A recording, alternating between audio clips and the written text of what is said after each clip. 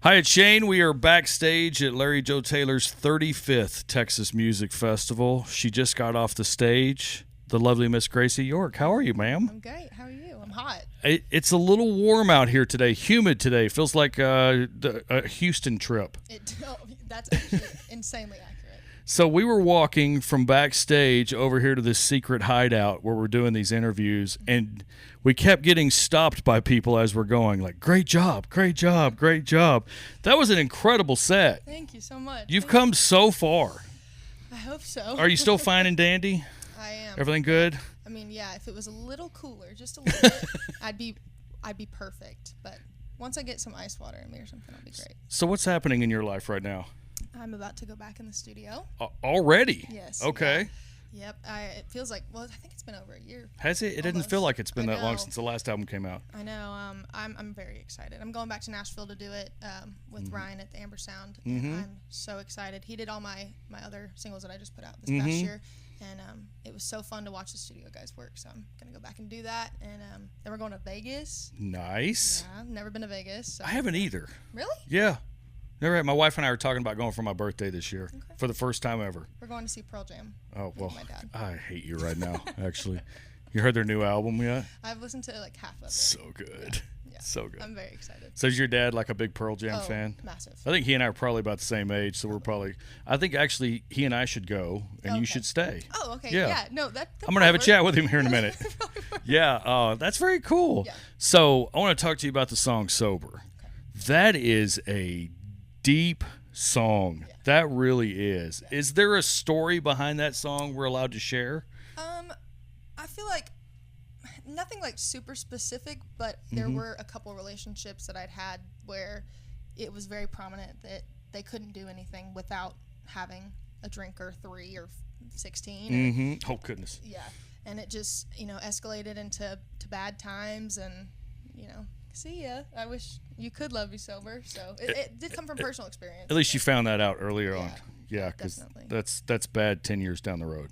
For sure. Yeah, I knew that a ton of people went through the same thing that I have. And yeah. I thought it was important to sing about it and just kind of be like, I wish you could maybe open your eyes a little bit and see. That's the thing. I've got when we started playing it, I would get emails like, who sings this song? This song is incredible. Like, this song is my life. And that takes a lot for an artist to be able to reach somebody that deep into their soul and be able to do that. And that's who I am. That's got to be difficult. Yeah.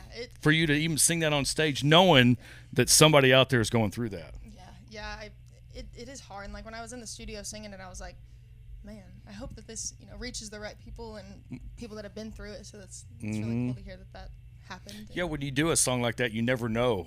You record it and just please, I hope they like it is the first thing you say. But man, that's kind of same with Family Affair too. It had started with right off the bat, abuse. And it was like, oh, okay, so this is what we're gonna start this song with. Cool. Oh, it's one of those albums. Yeah, here we go. Awesome. She's gonna murder somebody. Cool. Yeah. But I always love murder songs, and I think they're funny because they're not true. They're not true. I didn't do it. Help me. But yeah, I know when I hear songs and I'm like, man, I didn't think anybody was gonna sing about what I've been through. I didn't think anybody's gone through the same thing. Right. So when I'm writing and I'm singing those songs, I'm like, there's got to be at least one person that feels this way or has been through this thing. So that's why I do it. Can you imagine the reign of terror you and Caitlin Butts could have on a tour together? Just bodies everywhere. I know. It's frightening. We were just talking about me and my friend were just talking about ideas, and we don't have a Pistolantes thing going on in the Texas scene. We need that again. And I feel like me, Caitlin, and somebody else, maybe a Kylie Fry or somebody to really tie in that country could be really fun. That would be and fun. Murderous. Yeah. I mean, we have a panhandler super group. We need a female super group. We do. Yeah. What would you call your band? Ooh, I don't know. It's on the Something spot. About murder, maybe. Something just about to scare you. The Murder Maidens. Ooh. There you go. I get 10%. I was gonna say. So what's next for you after the festival?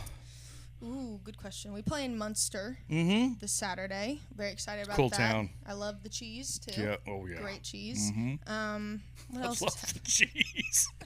I'm a big cheese. That's girl. their new merch line. I love the cheese. Munster, Graycie York. Texas. I love the cheese.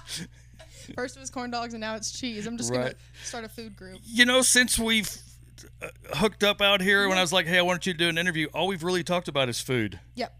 Like, that's what this festival's about. I love food. I do too. That's awesome. $9 corn dogs though. Woo!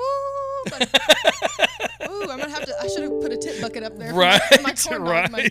But Cody Canada did say that he was gonna give me corn dog cash for singing the Keith Whitley song. That's nice. So that's very nice. I hope he does. Isn't it cool when guys like that watch your sets? Isn't that unreal? Oh my gosh. Well, he commented on my Instagram page, and he told me that he really watches my social media and watches my career, and he loves my music and stuff. And I was what? That's really cool. Cody Canada? And last LJT, I got to sing with him. Yeah. And that was, I was so nervous. And my mic was falling, so like my hand was trying to keep my mic up and try to play it cool at the same time. Maybe that helped though. If you focus on that mic, you don't focus on what's going on around you. See, Cody's such a pro. He probably made that mic fall for you just to help you out. Fall. Yeah. He does it with his mind. Fall. I knew he was a god. He is. It's in the hair. Yeah, well, yeah, absolutely.